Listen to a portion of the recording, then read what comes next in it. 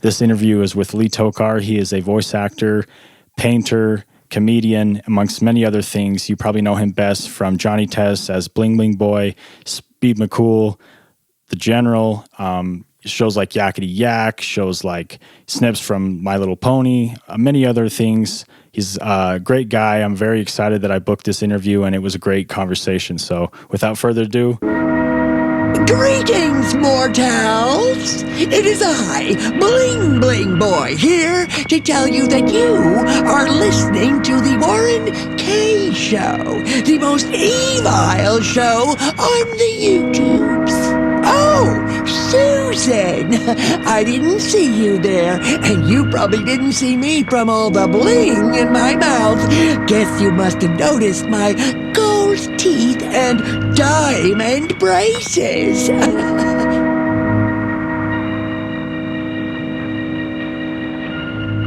Lee Tockar, thank you so much for being on the show, man. I really appreciate it.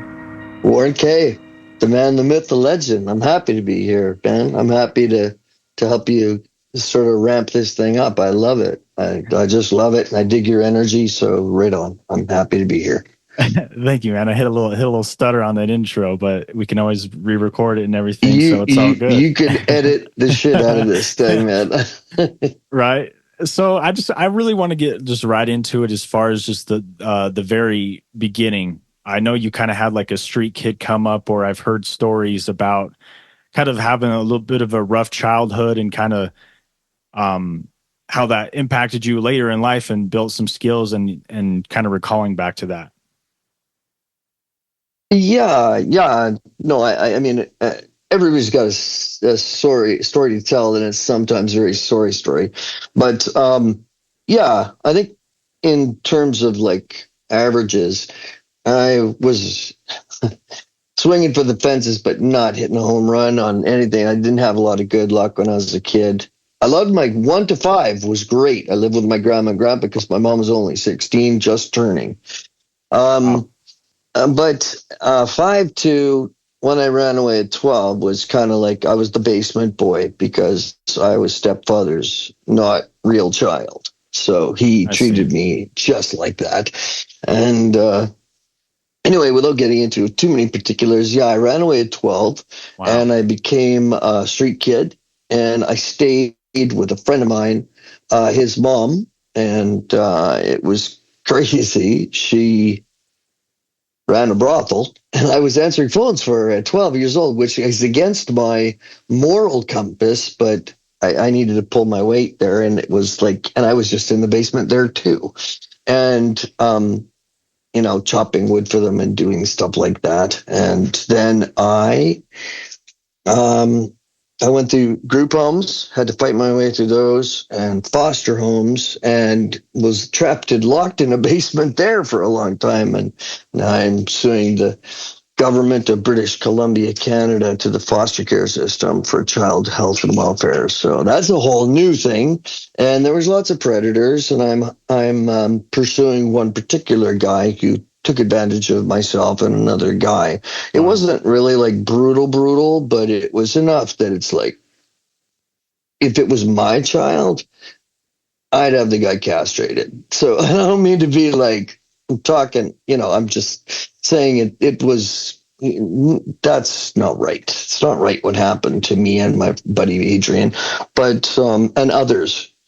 But while I was on the street, I was painting murals for Kelly O'Brien's, and I met Reg Henry, who was my mentor after that.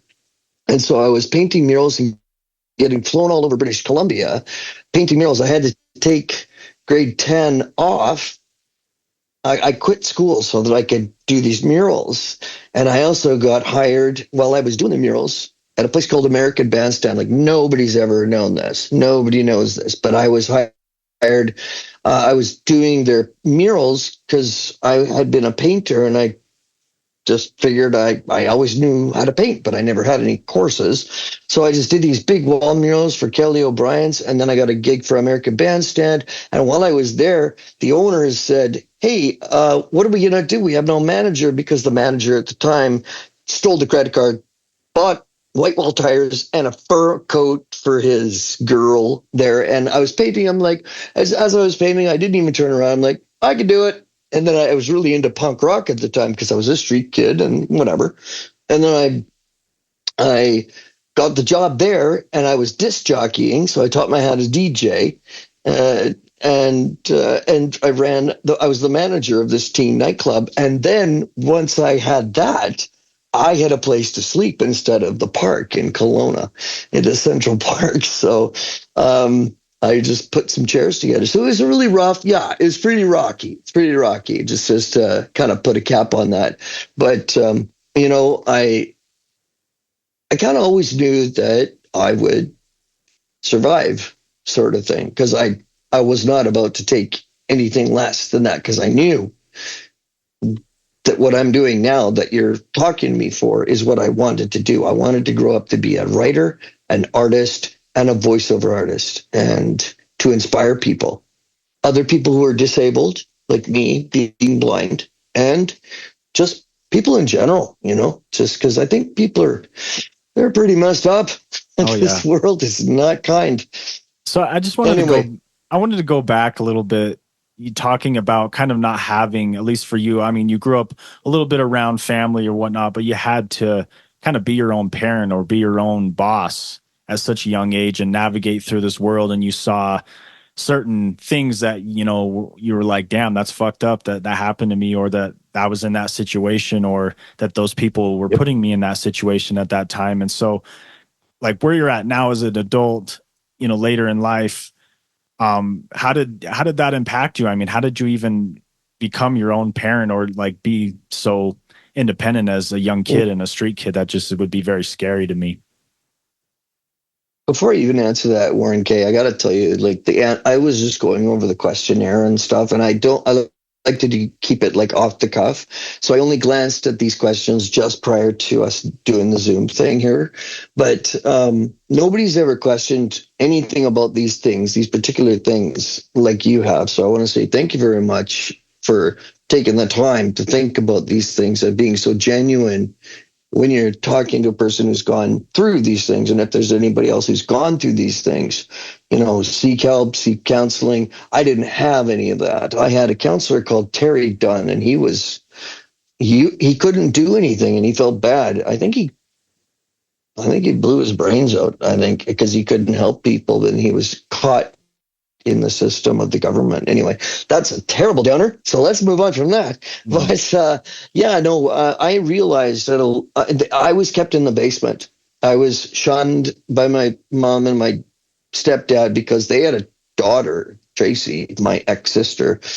And then I was just like basement boy. I was like Harry Potter, but even worse, I was kept in a dark basement. So anyway, I just had to realize, like, you've got to like pull your bootstraps up and take control. My mom was a very strong-willed person, and I got a lot of my strength from her, even though in the beginning she was kowtowing to the whim of my stepfather, Victor, who was just kind of a brute. He got kicked out of the prairies for fighting too much, So he never liked me, but he taught me how to work hard, really hard.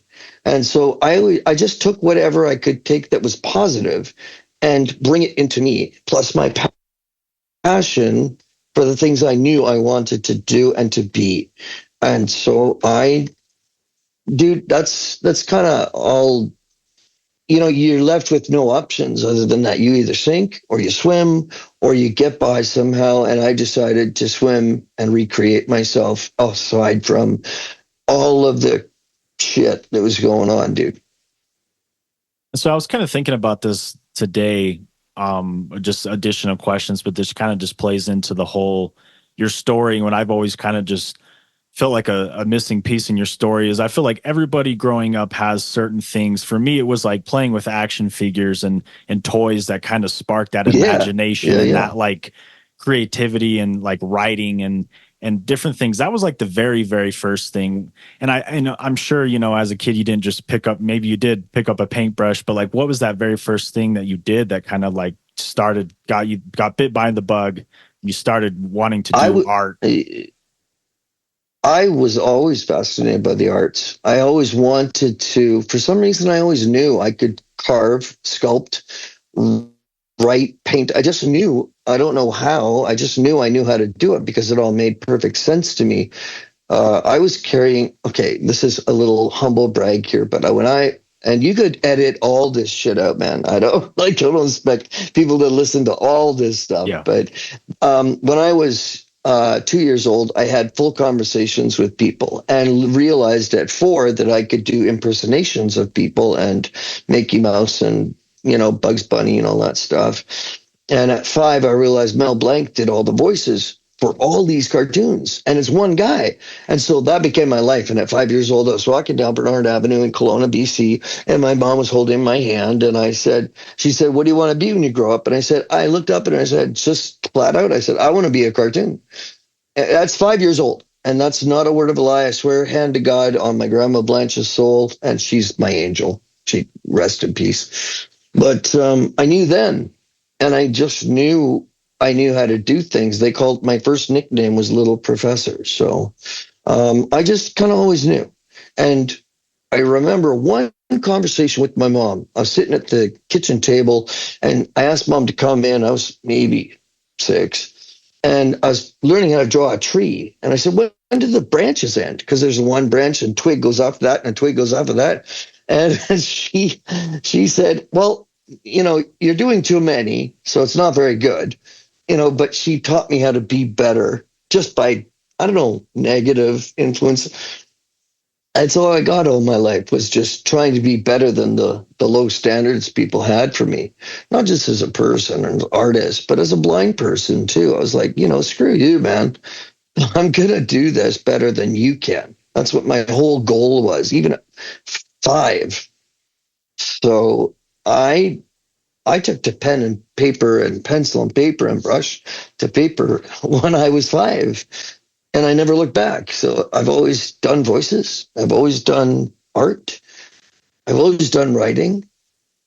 And I knew that's what I wanted to grow up to be. And I was one of the lucky ones that had that sort of, I don't know, what's the word? I don't know what I'm saying. Just like when you're a kid and you know what you're going to do, whatever that is. Destiny or something like that. Did you ever play sports or get distracted with? Yeah. My mom was a track and field superstar in the BC Summer Games, British Columbia Summer Games. She had me when she was late 15, and so she always regretted that she never got to pursue it or being an artist. So when I was of a certain age, the BC Blind Sports Association called me and came over to my house and interviewed my parents and said, we think that Lee would be a good candidate to be involved in these sports things.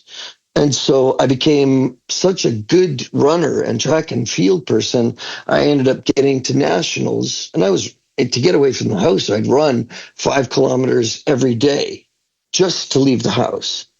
From my house in Rutland, Kelowna, to Lions Park in Kelowna.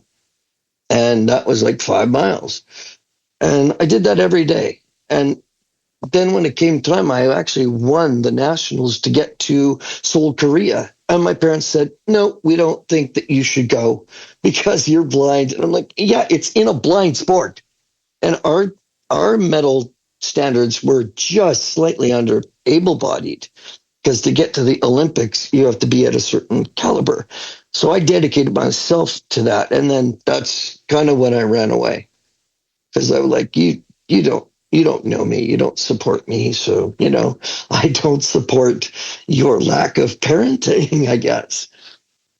This is really raw. Yeah, I'm sorry that I'm getting so raw. Oh, no, I love it. I just love to analyze people, and I like to see the steps, and I really like to break it down. And I just hate when you're interviewing somebody and they, okay, well, I did this, and then I got this big gig, and it's like, whoa, we got to back up. We got to. There's a whole bunch of stuff in between, yeah. And I just think about my life, my story, and what are people going to ask me about on the flip side, and like what stories do I really want to get out and tell that. So what is your story? I want to know now. Now I want to know. Well, Let's give me the Coles notes here, because I know the interviews. this is the Lee Tockar interview, but I know. Well, we could save that for a personal call, I guess. yeah. Okay.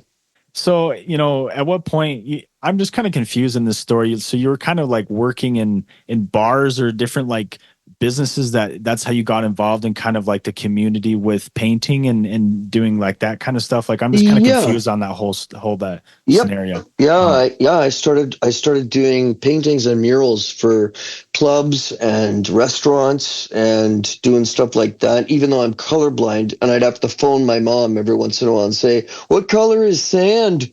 I don't know what color sand is, man." Wow. And so she would tell me over the phone, and I knew she was a little proud of me then. So I don't want to paint my mom to be like a scoundrel or anything, but she's, she just had lots of regrets in her own life, and I totally appreciate that. Whatever, I don't hold regrets. That's not something a person should ever do in their life if they want to be happy. So I want to be happy. But I started with the clubs and the things, and I started with DJing and things like that. Just one thing sort of led to another, to another, to another. And before you knew it, I had my own art shows in Kelowna, and I was selling paintings and sketches and things when I was a little older, and had little kiosks in the malls in Kelowna, and I was just kind of making myself, I don't know, I didn't know what I was doing, number one, but you have to kind of be that person and take some risks, right? So, that's what I think anyway. When I look at you and kind of the path that you took and have taken, you've had to go to different mediums, go to painting, go to comedy, which we're going to talk about, go to voice acting.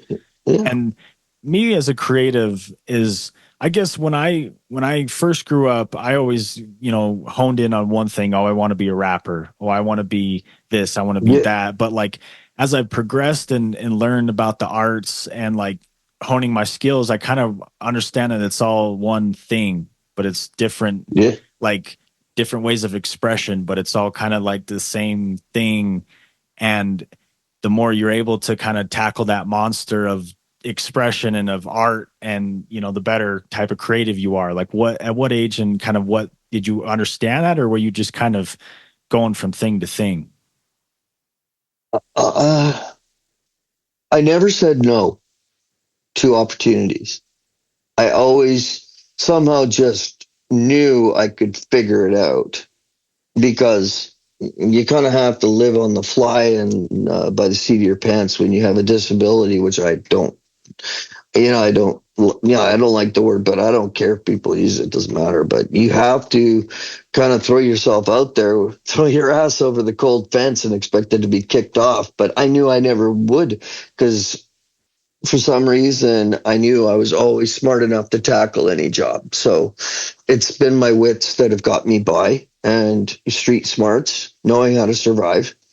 And I studied everything I wanted to autodidactically. So I never had to take schooling. I took college courses after I graduated and did all that stuff. I went back to high school after skipping grade 10 because I took an aptitude test, and they said, well, you could be in grade 12, but you want to go into grade 11. I said, yeah, there's probably a lot of stuff I need to know there. But, it's just was this natural evolution. And without getting too far into how I became illustrator to writer to painter to thing, I could just honestly say, Warrenk, is that, I don't know, man, I just kind of always knew I was good at it before I even did it.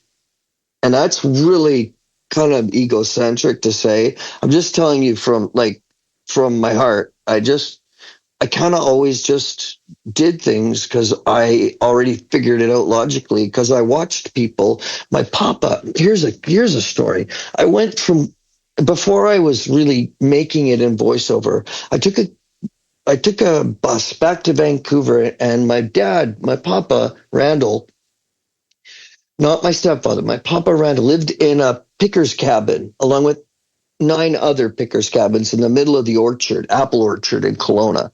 And I showed up there out of the blue with a case of beer, and I said, hey, Pops, why can't I get to where I'm going. I don't feel like I'm making any traction. And he said, and he thought about it too, which usually he just spouts off some, whatever, man. But he said, son, and he had this kind of Tom Waits kind of voice. And he said, son, I'll tell you right now, find out what you want to do, find out who are doing it the best, and find out how they got there.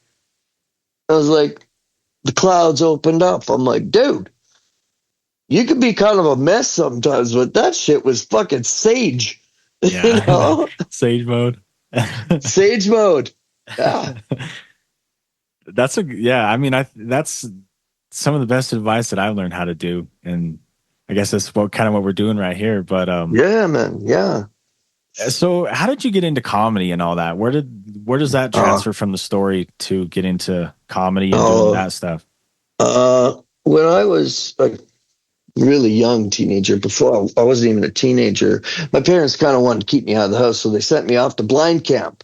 And it was Camp Chihuahua, just outside of Hope, British Columbia. And I'd go there, and they had these talent shows. And so every summer I'd go there and ride horses and learn how to do leather crafting and all these other things. And I had a great time. And I learned. I was really good at public speaking, even in grade 5. I won a district-wide public speaking award with a plaque. And it was about of horror movies, I think it was. Yeah, of horror movies. And my quote was, as a five grader, said, "Yes, horror movies, those dastardly things that keep you up to all hours of the night to watch. What for? To scare yourself silly." That's right, ladies and gentlemen, I said silly. And that's what I did at grade 5, because I watched all these people and I emulated them. So I did all that stuff. And then comedy, after that, I won the talent shows at these summer camps. And then I kind of just got into doing stand-up comedy. I met some comedians, and they ended up being some of my best friends. I was in Kelowna. I was to make more money. Still, when I was sleeping in the American Bandstand nightclub, or teen nightclub, I would go and make money over at a place called Flashbacks. And I was their host MC every night for comedy nights. And so I did that until I came to Vancouver, and my first job was at Yuck Yucks under my friend, rest in peace, Mark Dennison, who gave me my first weekend spot, because I went up there and just flicked the channels back and forth. I did all these crazy voices, which I had done since I was a kid. And he said, "You got a weekend spot," which made all the other comedians who'd been there for 20 years not so happy with me.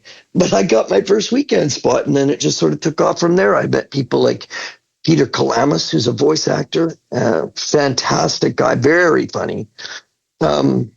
Just so many great people. I don't know, I could go on and on, but I'll wait for your next question, because I tend to ramble, as you probably noticed. No, you're all good. So when you look at comedy, is that I guess when you look at all the things that you do, what was the thing that you wanted to do? Was that the voice acting, the cartoons? Yeah. That was what you really wanted to do? Yeah. As soon as I got my first voice gig, I was done with comedy. I'm like, I decided on stage, I even said, I'm going to be backing away from comedy because I just got my first voice gig, and I decided I want to eat now. So that's what I did. That's what my act was. But from what I've kind of studied and looked at, it seemed like there was a time, I don't know when, maybe, but there was a time when that was kind of how you did it. Like they were seeking out comedians to do the voices for cartoons and stuff like that. Was that kind of you as a young kid looking at what other people did and like, okay, I'm going to do comedy and that will maybe get me to where I want to be? Or was that just kind of like doing the road of just where it took you, and then you're like, oh, I'm here now? Like, was it just natural? Yeah, that one. When I got to Vancouver, I did comedy just for rent.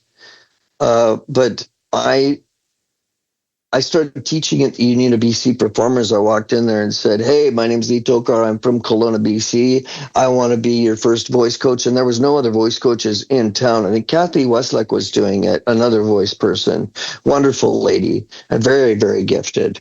And she was doing it. And my buddy Doug Parker was the only director of animation under BLT Productions, Bruff Lubbock Television.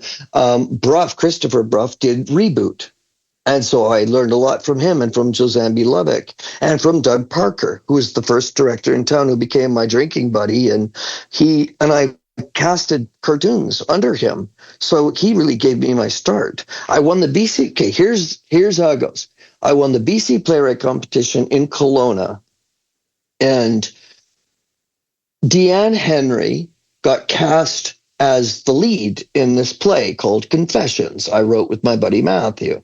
First half the play was just me rambling, so it was kept in the play. And I wasn't in school at the time, so Matthew said, "Oh, well, it's only for people in school." Found out later he was lying, but that's okay. I still love him.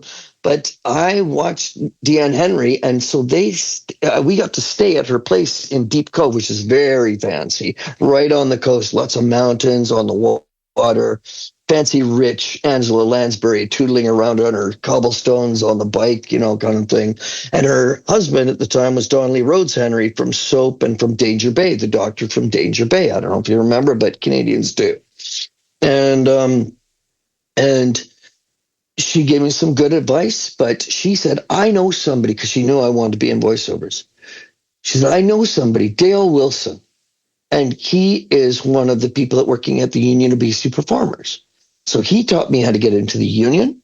And then Dale Wilson introduced me to Kathy Westlake and to Doug Parker.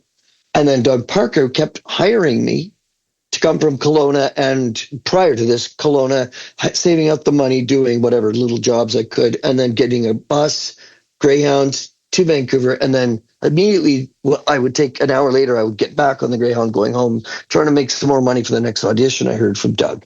So it's all but comedy. But get back to your initial thing. Comedy was just a stepping stone. I really never thought of making that something that I would do. When I got to Vancouver, I wanted to get into the union. I wanted an agent because I found out through my papa who was doing what I wanted to do and how did they get the hell there. So I did that. And I realized you need an agent. So I found out Characters is the biggest agency in Canada. And Gail Luckwell, now Gail Murphy, she asked me during the interview, she said, where do you see yourself in 10 years? And I said, just this, this leader, the leader of some small, humble cult following would, be pretty good, so she loved it. And I got hired with them, I hired them. And then the rest, as they say, is l'histoire.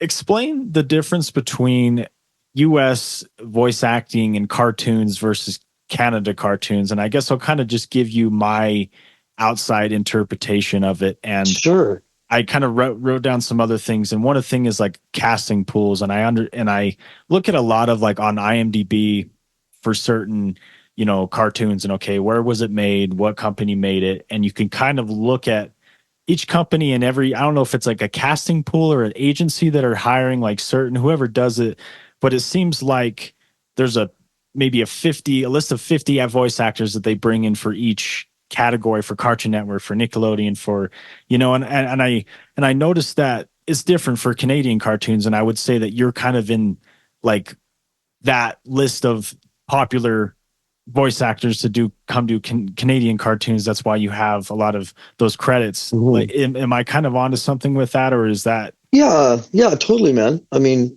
you're right in the ballpark, at least. I mean, like I don't know much about being a part of the Screen Actors Guild in America. That's SAG, as opposed to being an ACTRA member and a Union of BC Performers member here in Canada, ACTRA Fraternal. But I do know that there's a bigger talent pool there. So we're kind of more boutique up here. But the talent that comes out of Canada, especially in Vancouver, I have worked with some of the greatest voice actors. And Maurice LaMarche comes up here. I've worked with him on the Gadget shows and the Gadget movies, and he's one of the nicest guys. And through the conventions, I have convention agents and a manager and 2 agents for voice and a writing agent. But all these things, the American talent, there's so many of them. Unless you're repped by a very good one, I have to get a rep down there soon because I'm going to be doing something down there. But my buddy John Bailey knows more about this, and he's the voice of Honest Trailers, if you've ever heard of that. He's the good guy, the good voiceover, the one that says boobs. I don't know what he says. I don't think I've ever heard of that before. Yeah, Honest Trailers, check it out. And his name is John Bailey. So I learn a lot of the stuff from him because I am a Canadian voice actor. So I just know that we have residuals in terms of a 200% buyout, which is renewed either in a lifetime, it's never renewed, or every, I don't know how many years, 5 or 10 years, I don't know. And then I just got a residual check for My Little Pony Equestria Girls for $78 Canadian. It's just like work I did and I got paid. And I don't know. But in America, I think the Screen Actors Guild down there, I think the payout is quite a bit more, I think. But you have to be up against a lot more talent, And there's tax credits that come with being a Canadian voice actor to work in Canada and for productions in LA to come up here.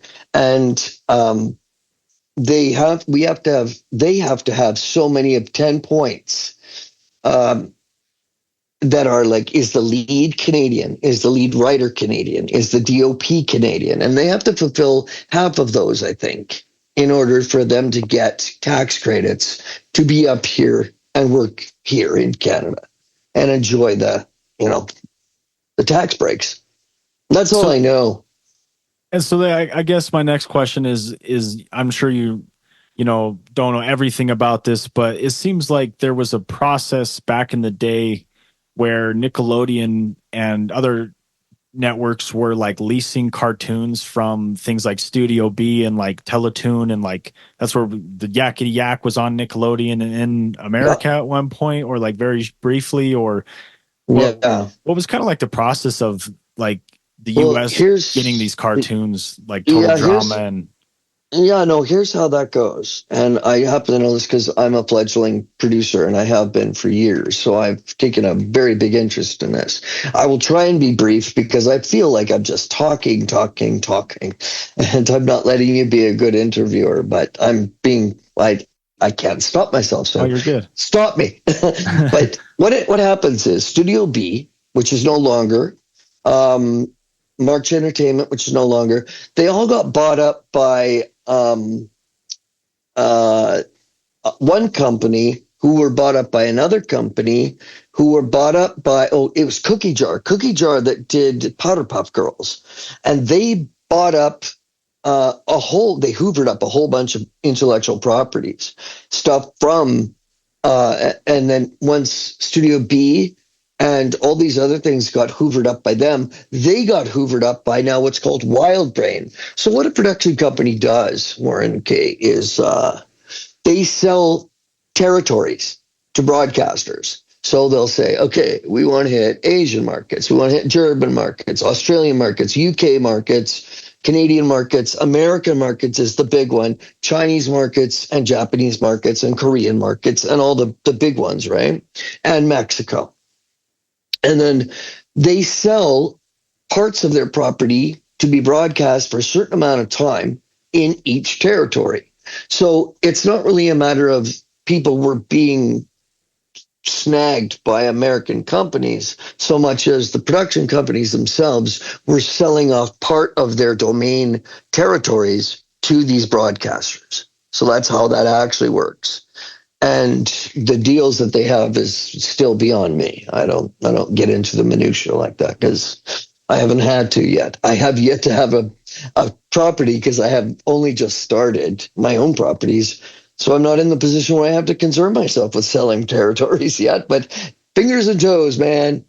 So it's more or less just like you did your work in Canada, and now that they're just buying and selling and trading these shows around and broadcasting on Yep. different television networks and stuff like that. Yeah. Uh-huh. Yeah, totally, man.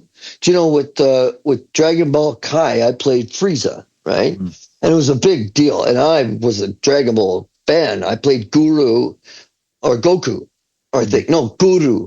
It was a big fat dude. Anyway, in the original Dragon Ball, and a couple other little characters. But when the Ocean dub here in Vancouver, they got into a territory dispute, and that's why the Ocean dub of Dragon Ball Kai, with all the cast from Vancouver and me as Frieza, is so sought after now because it was not released to certain territories because it was gummed up with legal issues. And so people that have a recording of that, first of all, send me a copy. Second of all, they are one of the only ones that are privy to it. So it's kind of something you have to seek out to find. But it's out there, and the cast. And, I like to say I did some very good work on that. I know because after every session, whenever Frieza would do his next incarnation to get bigger and badder, I started out screaming at his first incarnation. By the fourth, I'm like, I was tasting blood because I had to do more and bigger. Yeah, it was terrible. But, you get used to the taste of blood. So, As not to drift off into a different topic, but I guess I bring all of this up because I'm just looking at what my experience was like as a kid watching cartoons. And to me, I didn't even really understand that there was Canadian productions and there was American productions, and certain television shows were made in different countries and stuff like that.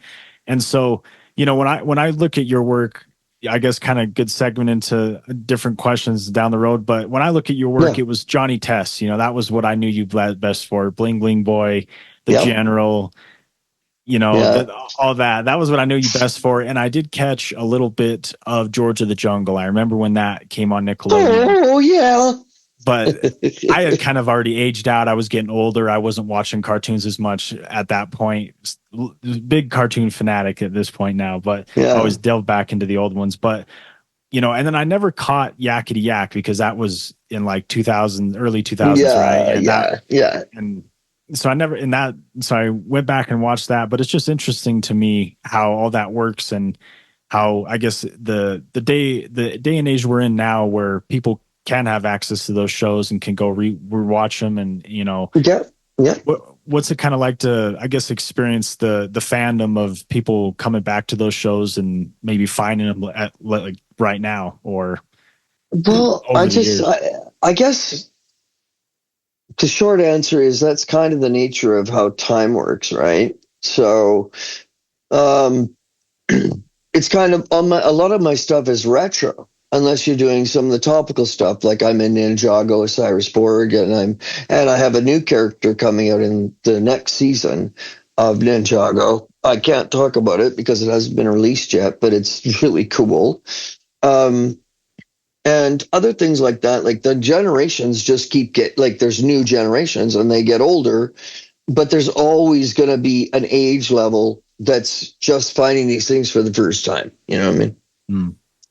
So I don't know much more about that as answer that. But I guess I'm just saying, like, any cool interactions, like, you're getting love for Johnny Test, or, whatever it is 10 years down the road, like people still reaching out and loving the cartoons and your work. Oh yeah, totally. I just started. This is a personal plug, I guess, but I hope I don't sound like I'm like schmaltzy sales guy here, but it's kind of, it's kind of my profession now. That's part of the new age of being a voiceover actor, is that you have to promote yourself.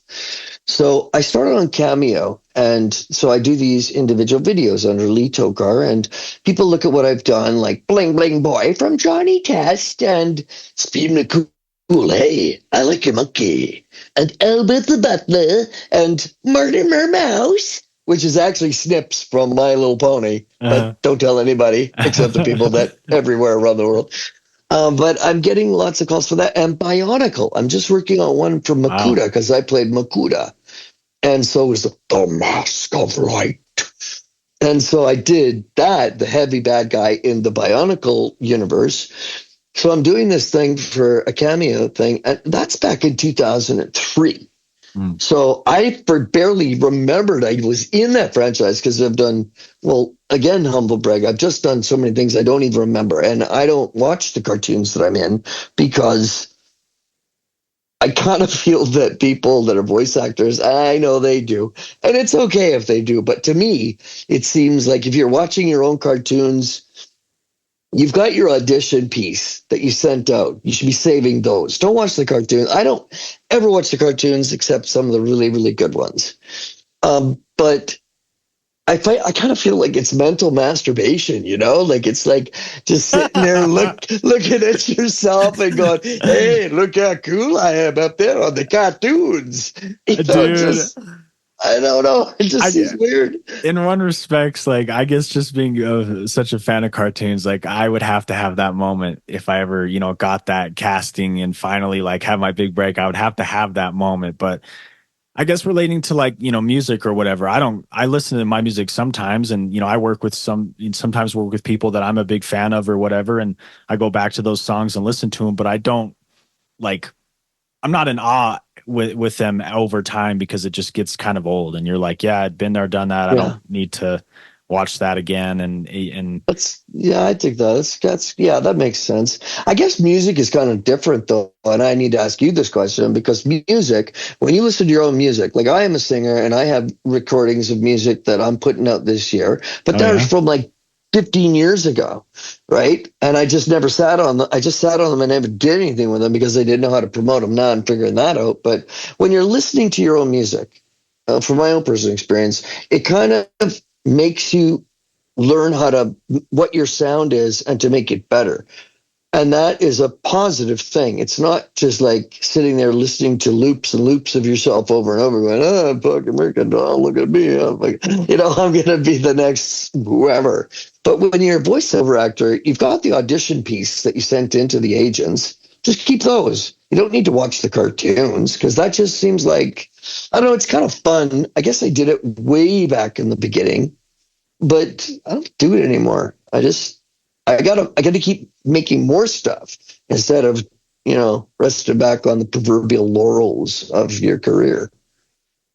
And so again, another thing that I can relate to is I remember when I was really young and I was really big into SoundCloud and like, hip hop and all that shit.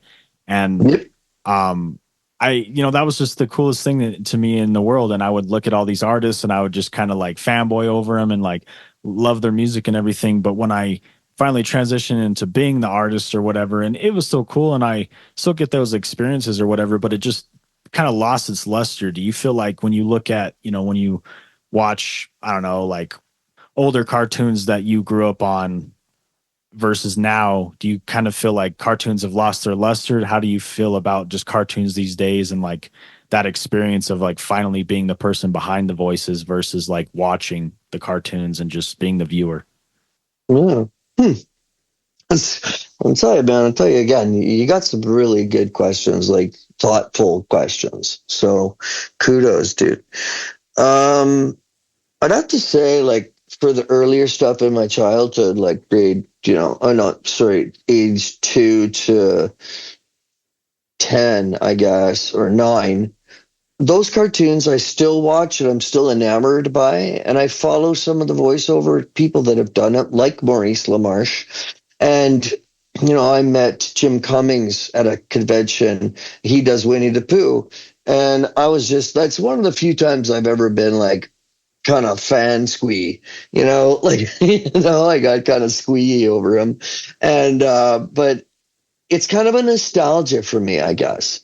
So I'm never going to lose that luster in my mind and my heart for those things that reminded me of being that young, impressionable, this is what I want to do kind of kid, And do you go back to some of those, your favorite things to like, oh, you're doing a deeper raspy voice, I'm going to go back to that. And it kind of brings that nostalgia and you're like, you feel like, yeah. Oh yeah.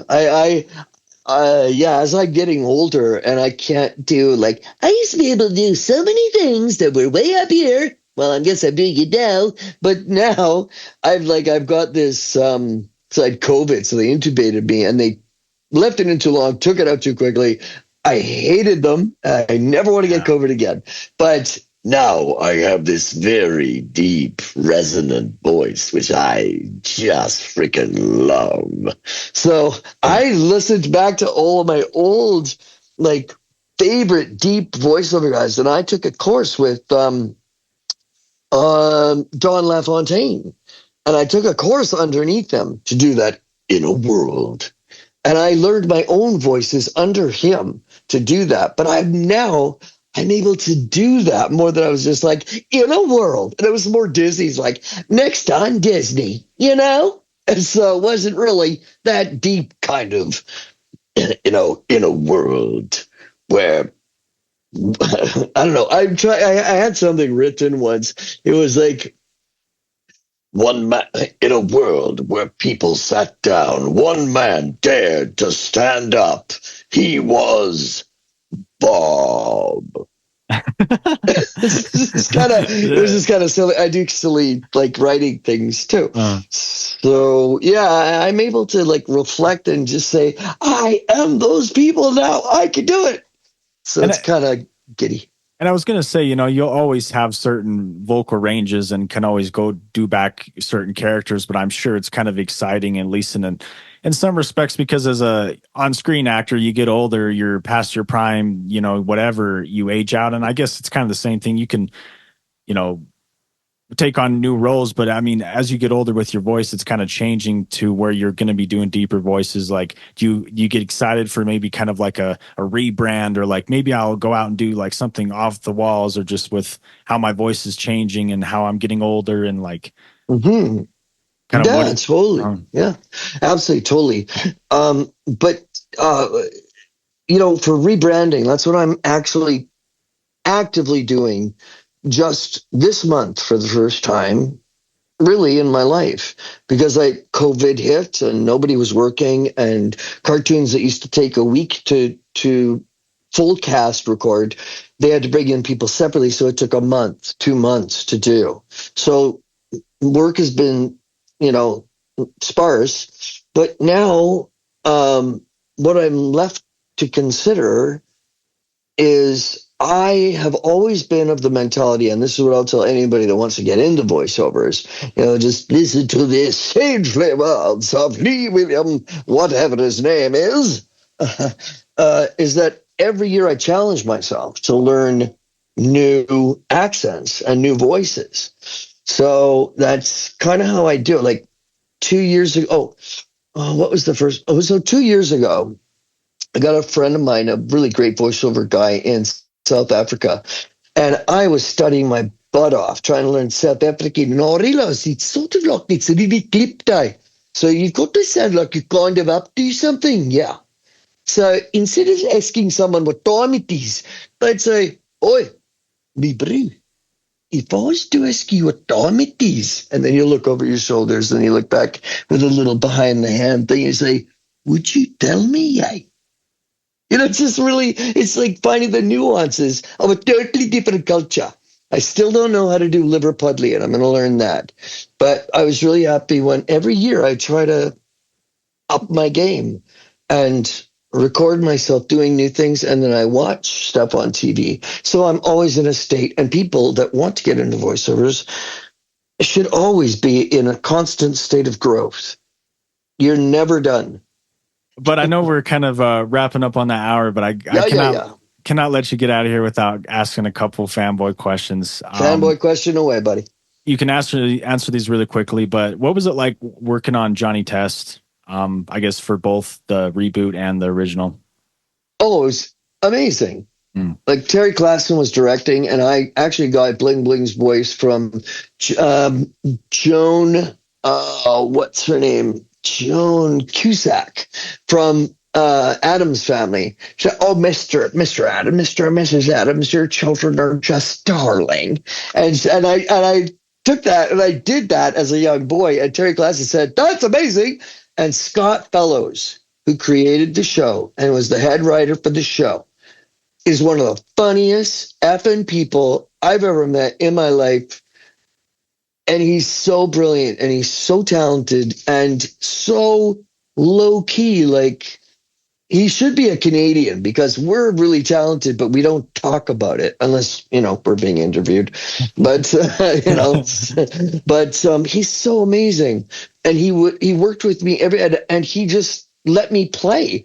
So I just did whatever I did with Albert the Butler and, all these things, and Speed McCool and the General. Yep, it's what do you call that? A torpedo. That's what it is. Yes, of course I knew that. It's in the manual. I think I read once. So anyway, all that stuff, like, it was just a great experience. And they always let me play. Scott was 100% in my corner. So that is my experience with Johnny Test. Plus, harkening back to what you said before, the other thing that you really have to know is once you're in the door and you're working in the studio with other people, you get to see them at their best while you're trying to be at your best.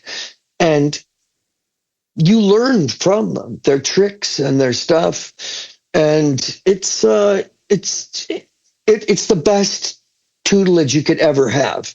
So people like me can help you get into the studio, but when you're there, learn, open your ears, pay attention to the cast around you, because that's going to make you. And they steal from you. I know they do.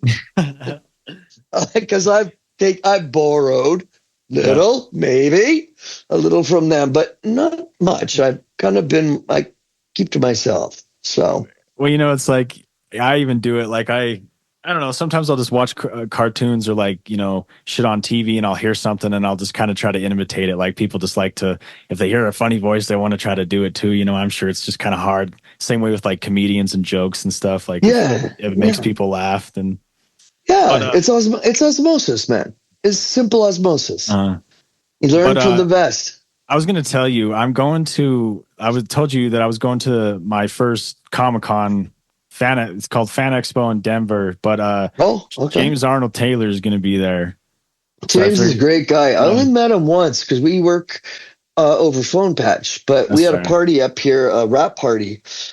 He came up from LA, super amazing guy, like just so down to earth, which is I like that about the very talented people in LA, the ones that don't have to brag about themselves, that don't have to talk about, hey, so what are you working on right now? Well, I'm working on this right now. It's kind of special. I don't want to talk about it too much, but well, you could just IMDb me, and it's just all a big, it's all a big wank, man. But he's so down to earth. He's like Maurice LaMarche. Same thing, down to earth. Was really nice people.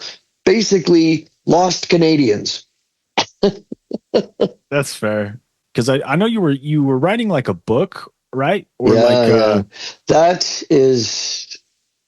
it's been my dream. I've been working on The Grim Possession of Chesterfield Couch. And I've been working on that for now on 14 years. Now, 14 years I've been working on that darn thing. And it's my passion piece. I'm also working on Billy Brainrain's Nighttime Alphabet. So the franchise goes Billy Brainrain's Nighttime Alphabet, Billy Brainrain, and the Incredible Everywhere Rope, the Super Secret Staircase, the Government Cover-Up Toy Closet, and the Very, Very, Very Old Pen. With the Grim, it is The Grim Possession of Chesterfield Couch, The Grim Possession of Yumi Bakimono, and there's like 3 different things in between there. And then the series is just going to go on and on. But that is my dream, is to become a novelist. And I've had my illustrations published in novels, but I have not been a novelist. I've won BC Player competitions and I've won awards and things for my writing, but that's really my goal, I think.